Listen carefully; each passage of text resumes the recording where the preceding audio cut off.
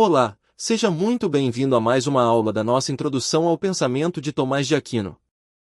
Nesta terceira aula, nós vamos continuar acompanhando o caminho de formação de Tomás, mas agora entrando em um momento muito importante da sua vida intelectual, sua atuação em Paris e o conflito envolvendo as ordens mendicantes dentro da universidade medieval. Na aula anterior, nós falamos sobre a formação de Tomás, sua passagem por Monte Cassino, seus estudos em Nápoles, sua entrada na ordem dominicana e a importância de Alberto Magno em sua formação. Hoje, vamos entender por que os primeiros anos de Tomás em Paris foram tão decisivos. E talvez você se pergunte: por que ainda falar da biografia de Tomás de Aquino? Por que não entrar logo nas grandes obras, nos conceitos, nas famosas teses filosóficas? A resposta é simples: porque o pensamento de Tomás não surgiu no vazio. Para compreender uma obra, precisamos entender também o mundo em que ela nasceu. Precisamos saber quais eram os debates da época, quais problemas estavam em discussão, quais autores estavam em circulação e quais conflitos marcaram o ambiente intelectual. Tomás de Aquino não escreveu apenas para responder perguntas abstratas. Ele escreveu dentro de um contexto vivo, cheio de tensões, disputas e necessidades concretas. Um desses contextos foi a Universidade de Paris. Depois de estudar com Alberto Magno, Tomás passou por Colônia e depois retornou a Paris, por volta de 1252.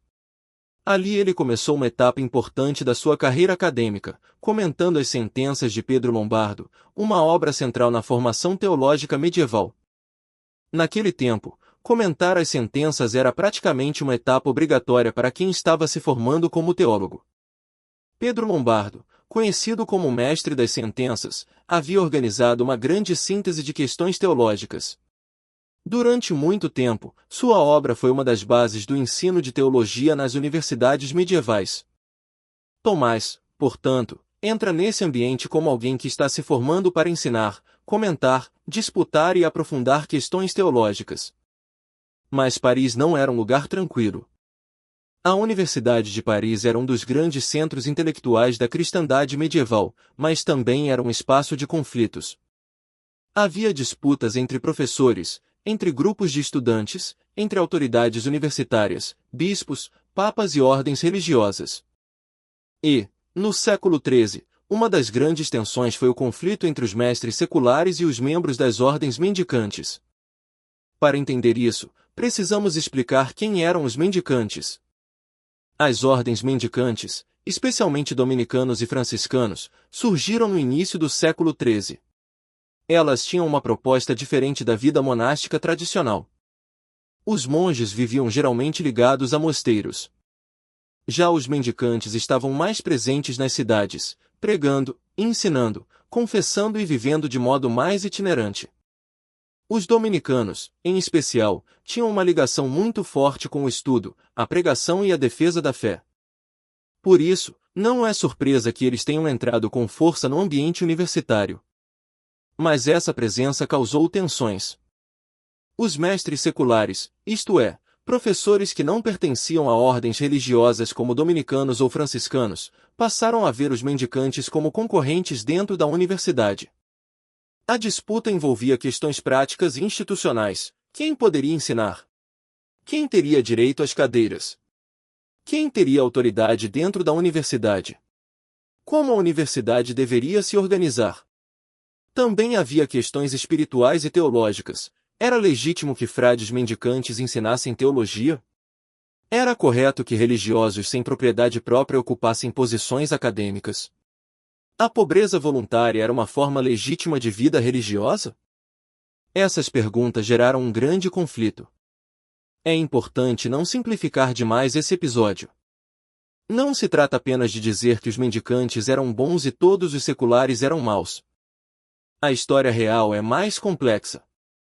Havia interesses institucionais, rivalidades acadêmicas, preocupações sinceras, exageros, acusações injustas e também problemas reais em alguns grupos. O que importa para nós é entender que Tomás de Aquino se envolveu nesse debate em defesa da legitimidade da vida religiosa mendicante e do direito dos religiosos ao estudo e ao ensino. Nesse contexto aparece uma figura importante, Guilherme de Saint-Amour. Guilherme de Saint-Amour foi um mestre secular da Universidade de Paris e um dos principais opositores das ordens mendicantes. Ele criticava a presença dos frades no ambiente universitário e via nas ordens mendicantes um problema para a vida da Igreja e para a organização tradicional do ensino. Uma de suas obras mais conhecidas contra os mendicantes foi De Periculis Novissimorum Temporum, ou seja, sobre os perigos dos últimos tempos. Nessa obra, Guilherme associava os mendicantes a sinais negativos dos últimos tempos, interpretando a presença deles como algo perigoso para a Igreja. Essa postura gerou grande reação. O Papa Alexandre IV condenou a obra de Guilherme em 1256, e Guilherme acabou sendo afastado de seus cargos e exilado da França. Mas antes disso, a polêmica já havia se misturado com outra questão delicada, o joaquimismo. Joaquim de Fiore foi um abade medieval que desenvolveu uma interpretação da história marcada por três grandes idades: a idade do Pai, a idade do Filho e a idade do Espírito Santo. Algumas de suas ideias tiveram grande influência posterior, especialmente em grupos que esperavam uma espécie de nova era espiritual. É preciso tratar esse tema com cuidado. Nem tudo em Joaquim foi recebido da mesma forma. Algumas de suas ideias foram debatidas, algumas condenadas, e outras influenciaram movimentos posteriores. No século XIII, um franciscano chamado Gerardo de Borgo Sandonino publicou uma obra chamada Introductorius in Evangelium Aeternum, ligada a interpretações joaquimitas. Essa obra foi condenada em 1255 por Alexandre IV. O problema é que os opositores dos mendicantes tentaram associar essas ideias a todo o movimento mendicante. Isso era injusto. Havia correntes mais radicais, especialmente em alguns grupos ligados aos chamados espirituais franciscanos, mas não se pode dizer que dominicanos e franciscanos como um todo defendessem as teses joaquimitas mais problemáticas. A acusação generalizada contra os mendicantes era uma estratégia polêmica. Em outras palavras, alguns adversários tentavam dizer: vejam, esses frades são perigosos. Eles rejeitam a ordem da Igreja. Eles querem substituir o clero. Eles ameaçam a autoridade tradicional. E é nesse ambiente que Tomás de Aquino escreve uma obra importante, Contra impugnantes Dei cultum et religionem, que podemos traduzir aproximadamente como contra aqueles que atacam o culto de Deus e a vida religiosa. Essa obra foi escrita em 1256, no contexto da defesa das ordens religiosas, especialmente dos mendicantes, contra as acusações de seus adversários.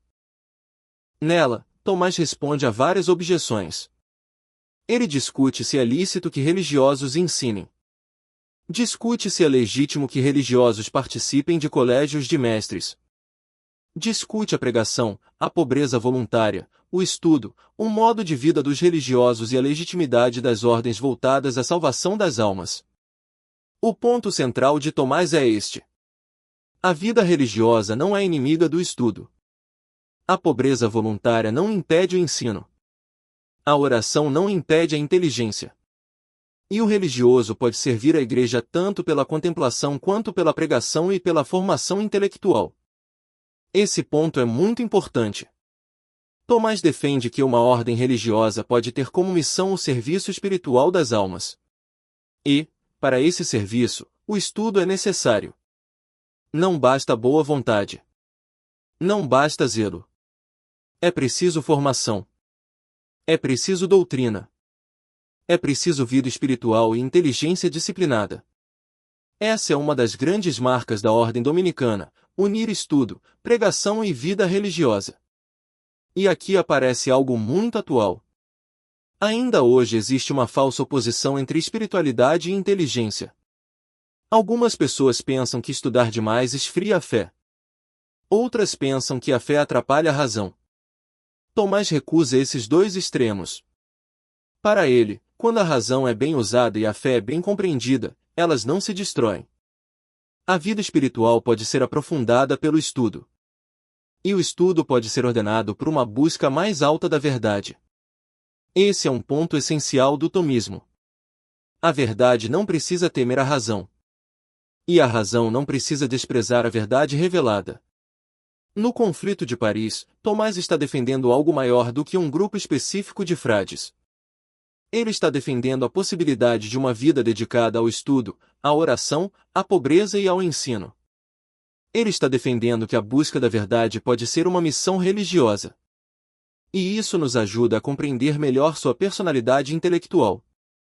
Tomás não era apenas um professor interessado em prestígio acadêmico. Ele também não era apenas um religioso afastado dos debates do seu tempo. Ele estava no centro da disputa. Mas seu modo de responder não era gritar, atacar ou produzir slogans. Seu modo de responder era argumentar.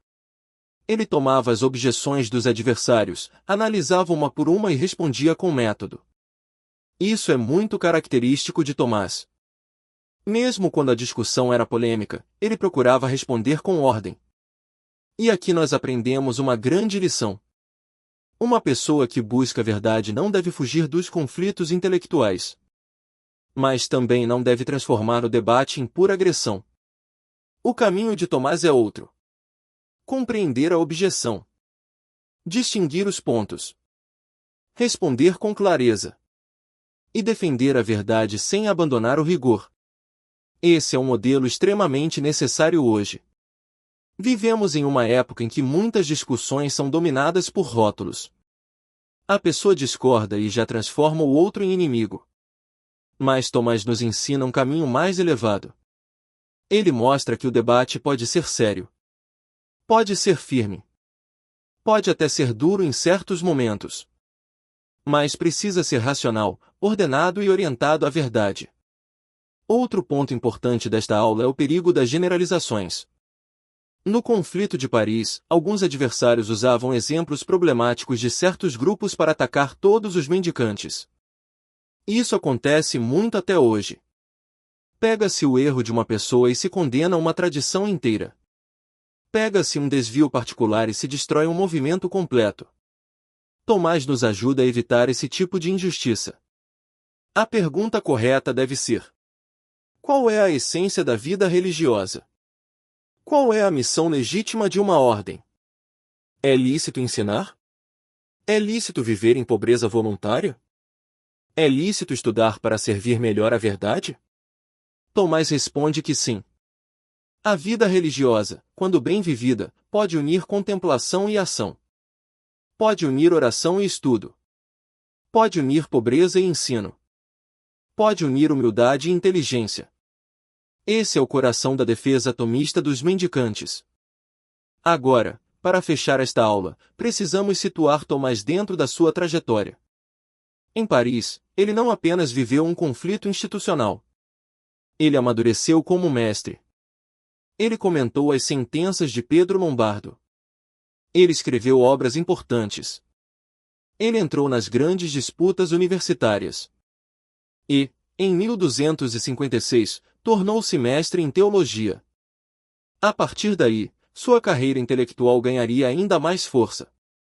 Depois, ele escreveria obras filosóficas e teológicas fundamentais, comentaria Aristóteles e desenvolveria muitos dos temas que iremos estudar nas próximas aulas. Mas é importante guardar isto.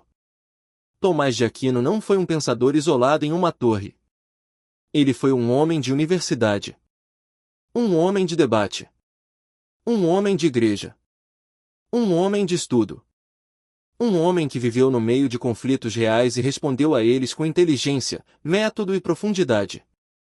A obra Contra Impugnantes nos mostra justamente isso. Ela não é apenas uma defesa circunstancial dos dominicanos. Ela revela uma visão profunda da relação entre vida religiosa, estudo, pregação, pobreza e serviço à verdade. E esse é um ponto que podemos trazer para nossa própria formação. Nós também precisamos perguntar: por que estudamos? Para buscar prestígio? Para parecer inteligentes? Para vencer debates? Para acumular títulos? Ou estudamos para nos aproximar da verdade? Essa pergunta é decisiva. Títulos podem ter valor. Diplomas podem ter utilidade. Formação institucional pode ser importante. Mas nada disso substitui o amor real pelo conhecimento. Nada disso substitui a busca sincera pela verdade. Nada disso substitui uma inteligência formada com humildade, disciplina e retidão. Tomás nos lembra que o estudo verdadeiro não deve inflar a vaidade. O estudo verdadeiro deve ordenar a alma. Deve iluminar a inteligência. Deve nos tornar mais capazes de distinguir, compreender, servir e contemplar. Por isso, a grande lição desta aula é esta: a verdade exige formação. E a formação exige paciência. Na próxima aula, nós vamos continuar acompanhando esse período da vida de Tomás e veremos com mais atenção algumas das obras que ele escreveu nesse contexto, especialmente seu comentário às sentenças de Pedro Lombardo e outros textos importantes de sua juventude acadêmica. Por hoje, guarde o essencial. Na Universidade de Paris, Tomás enfrentou um dos grandes conflitos intelectuais do seu tempo. Ele defendeu a legitimidade dos mendicantes. Defendeu a união entre vida religiosa e estudo. Defendeu que a busca da verdade pode ser servida pela pobreza, pela oração, pela inteligência e pela pregação. E fez isso não com gritaria, mas com argumento. Esse é o exemplo que Tomás nos deixa. Muito obrigado por acompanhar esta aula. Na próxima, continuaremos nossa introdução ao pensamento de Tomás de Aquino. Até lá!